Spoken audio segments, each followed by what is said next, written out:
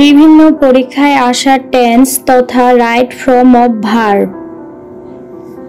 প্রশ্নের নিচের ব্যাখ্যাগুলো মন দিয়ে পড়ো। Wild animals are dash loose. Their living place. সমাধান ও ব্যাখ্যা। বাক্যের অর্থ: বন্য প্রাণীরা ড্যাশ তাদের বসবাসের জায়গা। এখন আমরা সবাই জানি বন জঙ্গলের গাছপালা কেটে ফেলাতে বন জঙ্গল ছোট হয়ে যাচ্ছে। তার মানে বন্য প্রাণীরা তাদের বসবাসের জায়গা হারাচ্ছে।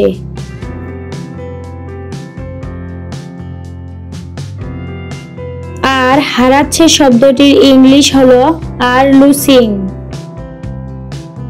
অতএব শূন্যস্থানে লুসিং বসবে। লুজ শব্দের অর্থ হারানো।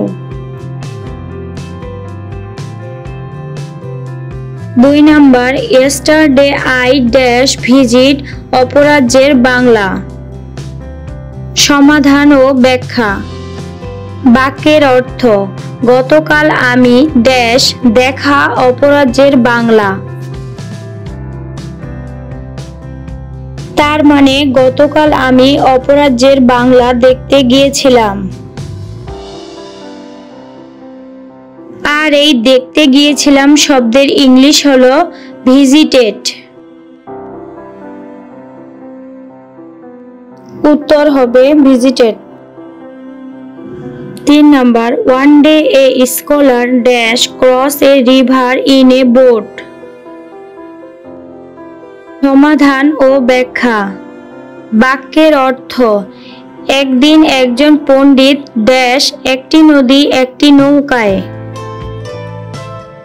তার মানে একদিন একজন জ্ঞানী লোক নৌকায় করে একটি নদী। উপরের বাংলা বাক্যটি শেষ করতে হলে আমরা কথায় কি বলি? মুখে আমরা যা বলি লেখাতেও সেটা শুদ্ধ হয়ে বসবে।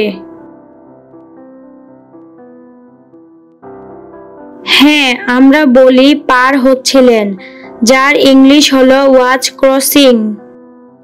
শূন্যস্থানে বসবে ওয়াজ ক্রসিং। ভিডিওটা ভালো লাগলে প্লিজ লাইক সাবস্ক্রাইব।